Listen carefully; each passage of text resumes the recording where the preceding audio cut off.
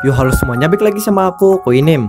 Di sini kita akan ceritakan seluruh cerita anime Brave Story. Tetapi jika ada kesalahan dalam hal ceritakannya mohon dimaafkan. Sebelum memulai ceritanya, ada baiknya juga kalian tekan tombol like dan subscribe dan juga nyalakan notifikasinya. Tanpa lama-lama langsung aja kita mulai ceritanya.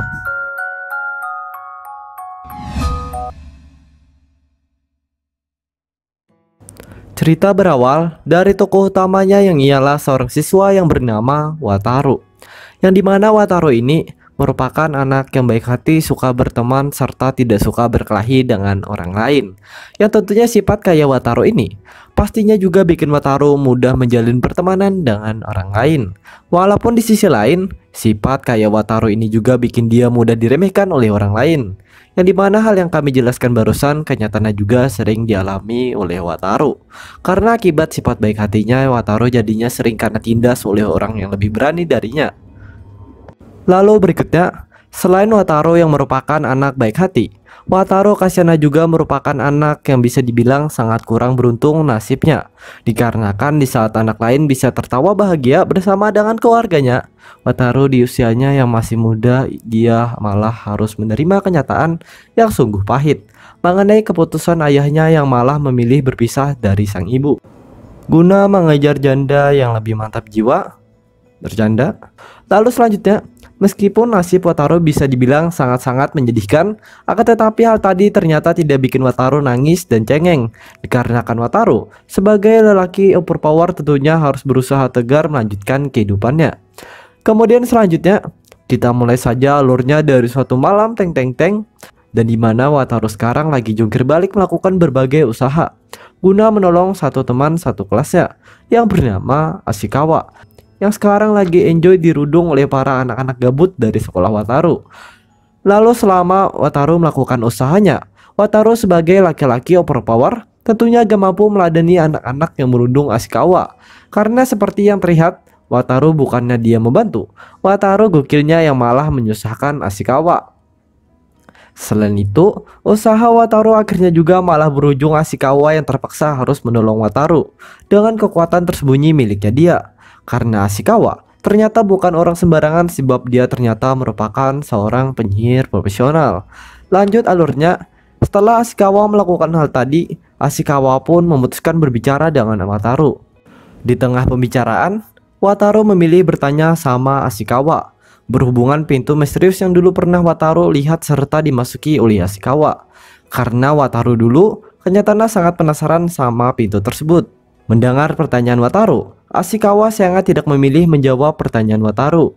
Kemudian lanjut lagi, selain Wataru bertanya mengenai hal tadi, Wataru ternyata juga bertanya kepada Ashikawa mengenai seseorang yang dulu pernah tidak sengaja disebut oleh Ashikawa, yaitu Aya. Dikarenakan Wataru juga sangat kepo dengan siapa sebenarnya orang tersebut.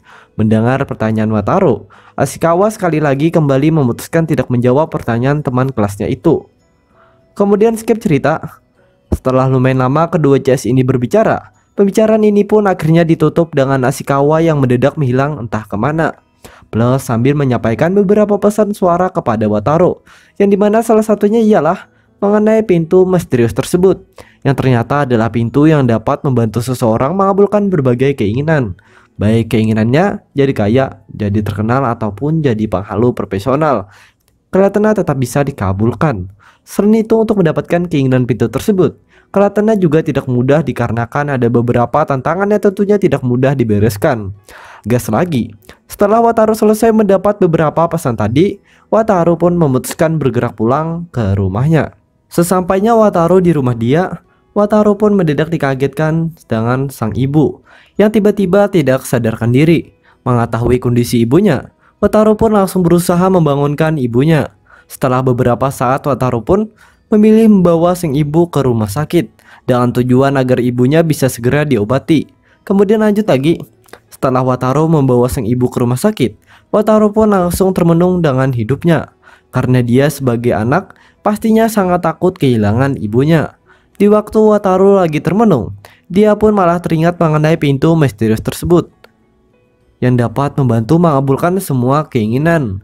Lalu selesai Wataru mengingat hal tadi, Wataru pun memutuskan berupaya memasuki pintu tersebut dengan tujuan agar dia bisa mewujudkan keinginan dia yang ingin menyelamatkan nyawa ibunya.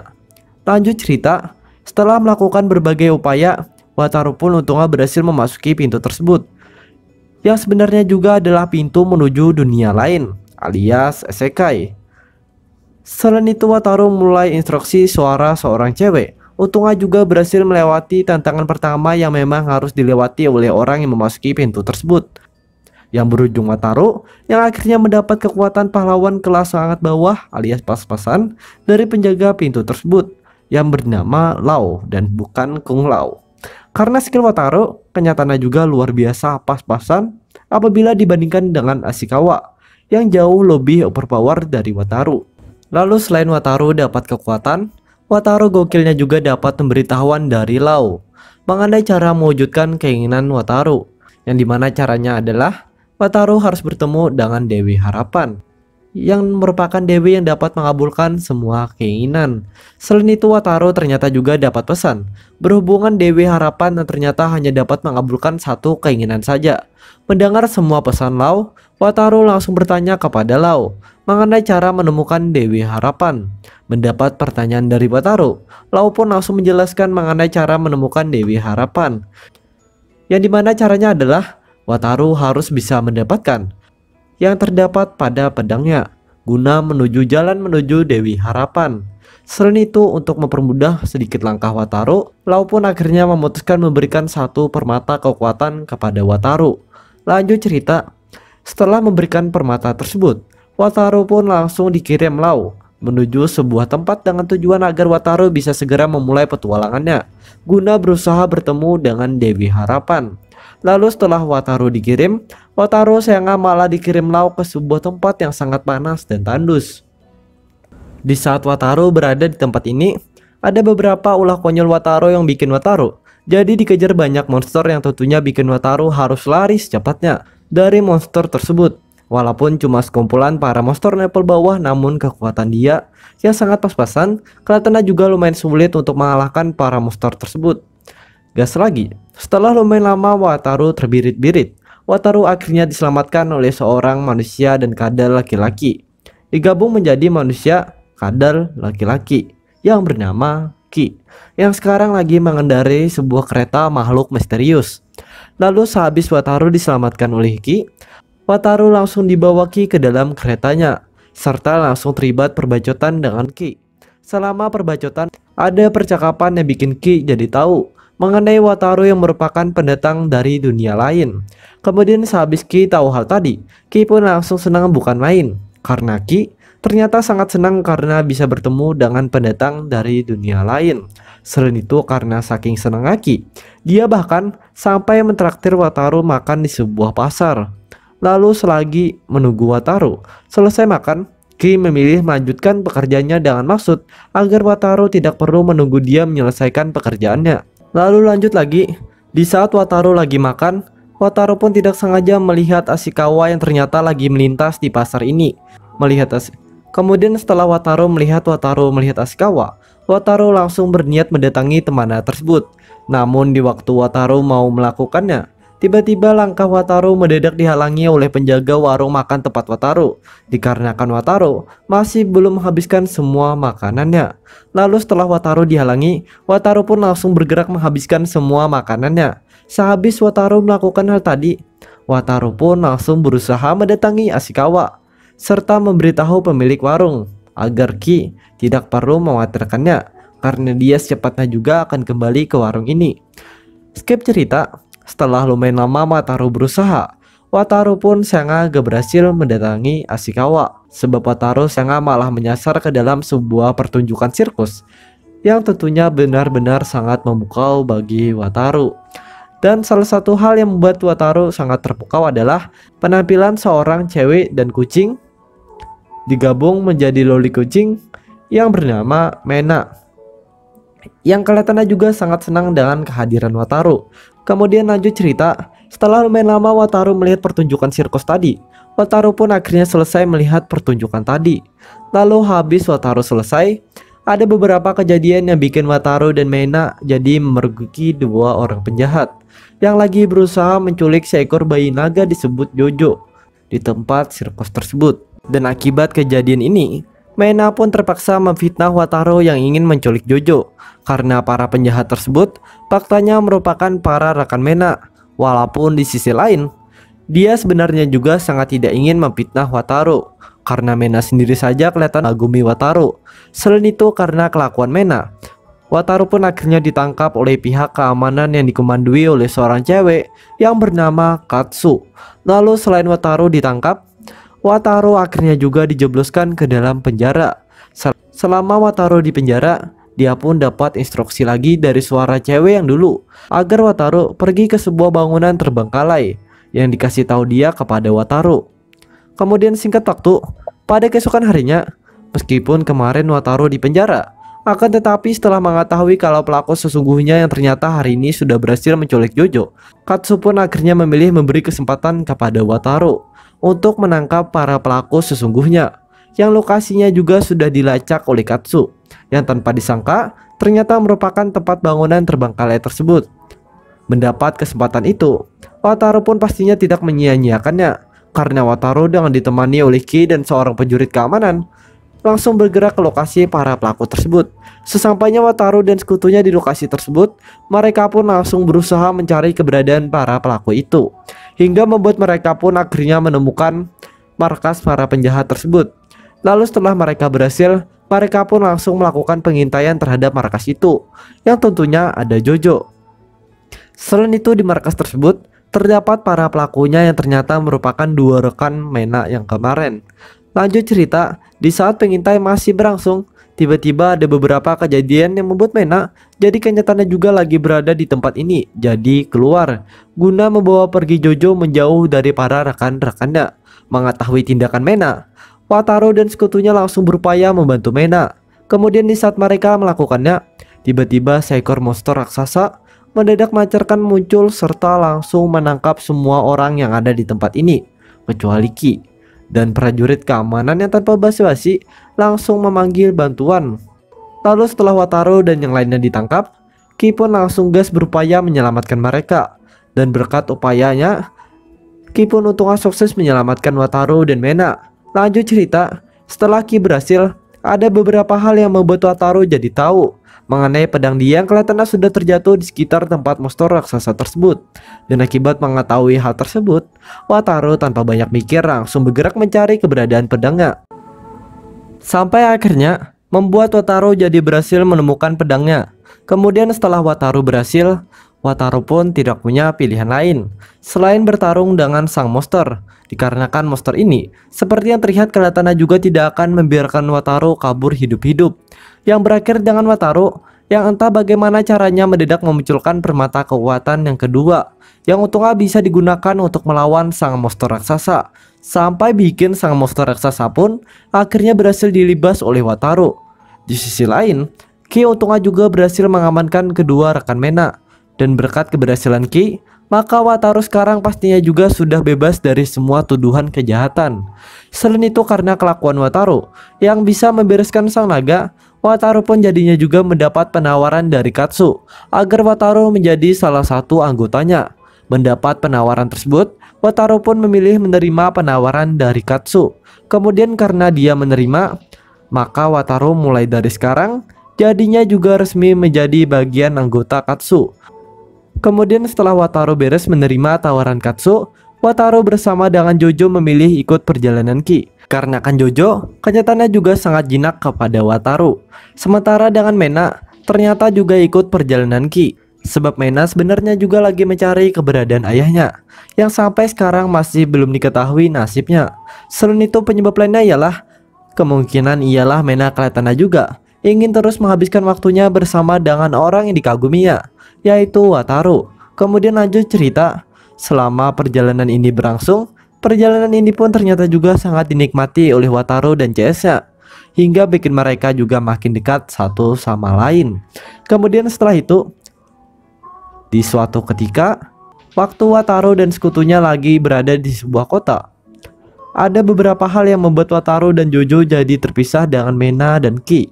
Lalu di saat Wataru terpisah, Wataru mendadak disapa oleh seorang pemimpin misterius yang bernama Daimon, yang sekarang juga dikawal oleh para pengawalnya tanpa alasan yang jelas, langsung menawarkan bantuan kepada Wataru guna membantu Wataru bertemu Mena dan Ki.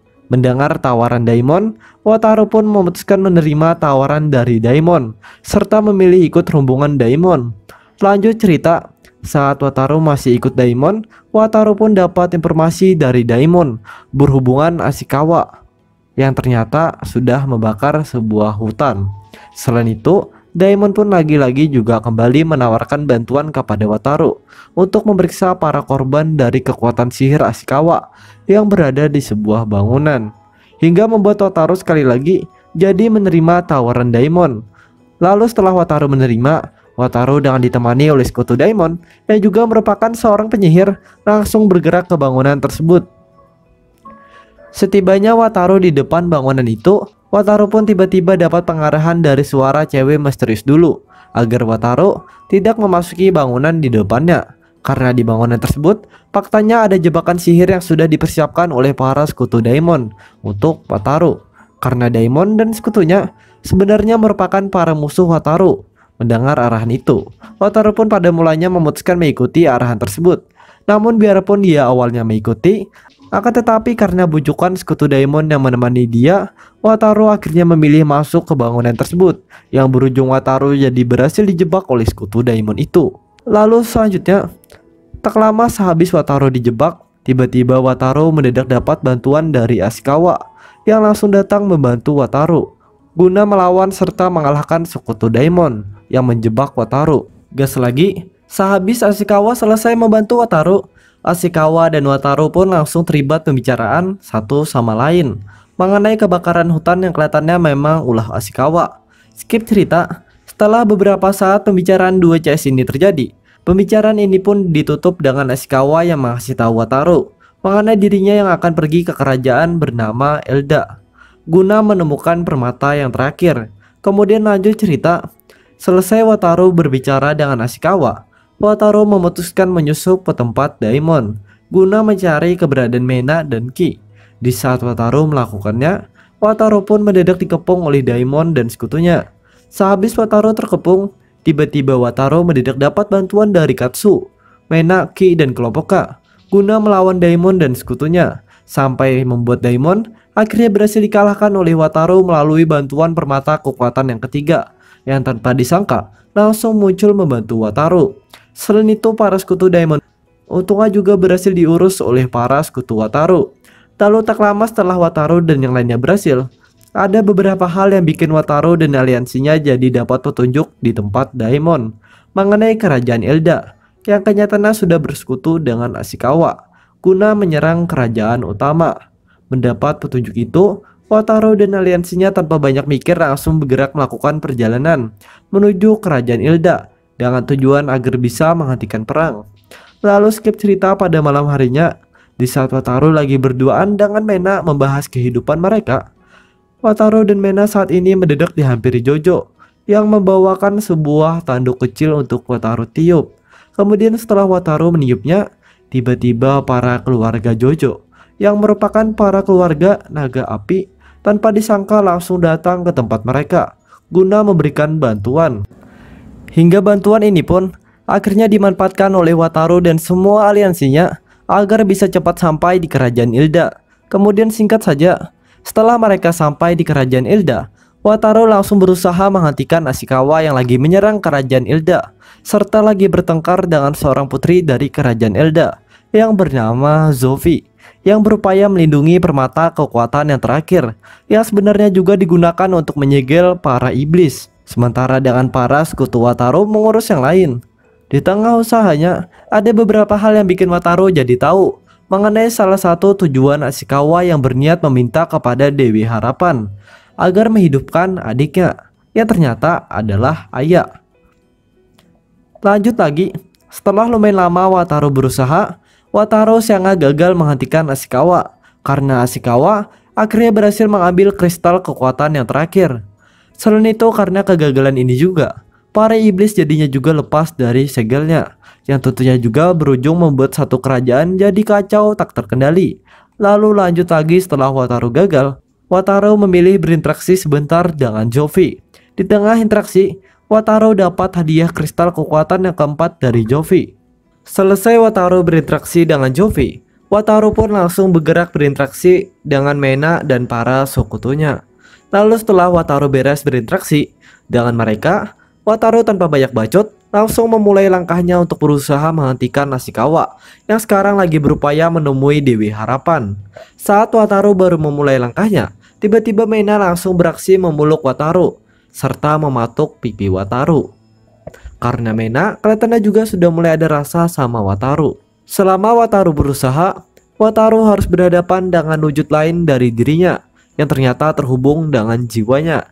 Begitu juga dengan Ashikawa yang ternyata juga berhadapan dengan wujud lain dari dirinya. Skip cerita, setelah lumayan lama Wataru dan Ashikawa berhadapan wujud diri mereka, Wataru pun untungnya berhasil membereskan wujudnya. Sementara dengan Ashikawa, sangat tidak berhasil karena Ashikawa akhirnya sekarat karena akibat menusuk wujudnya tersebut. Mengetahui Ashikawa sekarat, Wataru pun langsung bertindak berbicara dengan Ashikawa, hingga membuat Ashikawa akhirnya memilih memberikan kristal kekuatan yang terakhir kepada Wataru. Kemudian gak lama sehabis Ashikawa memberikan kristal tersebut, Ashikawa pun akhirnya wafat. Selain itu, jasad Ashikawa pun anehnya juga langsung menghilang entah kemana. Mengetahui wafatnya Ashikawa, Wataru sebagai teman yang baik pastinya langsung sedih mengetahuinya. Lalu di saat Wataru masih sedih, tiba-tiba mendadak mendengar suara cewek yang sering memberi arahan kepada dirinya, yang ternyata sudah menampakkan wujudnya di dekat Wataru dengan sambil memegang pedang Wataru. Mengetahui hal tersebut, Wataru pun memilih berbicara dengan cewek ini.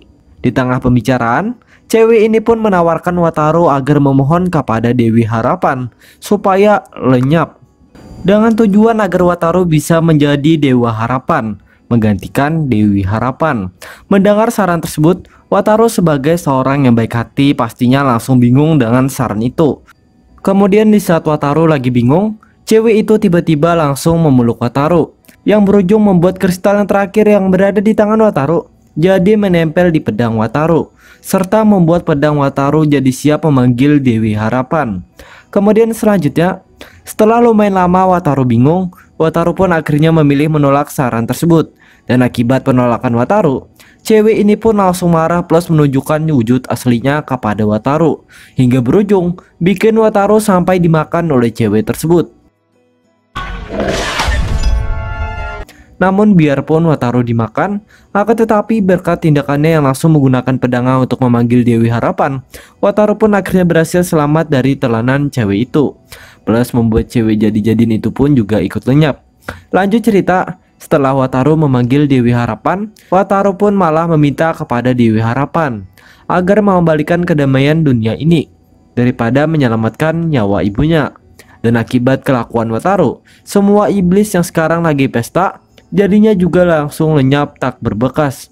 Selain itu, karena permintaan itu juga, Wataru sedihnya juga harus berpisah dengan Mena, Ki, dan yang lainnya. Karena akibat permintaannya, Wataru mau tak mau juga harus segera kembali ke dunia asalnya, yang berujung membuat Mena dan yang lainnya jadi sangat sedih dengan kepergian Wataru. Namun apa daya, mereka pastinya juga harus tetap sabar menerima ini semua. Selain itu, Wataru pun hanya meninggalkan satu kenangan saja, yaitu sebuah gelang pemberian Katsu kepada Wataru.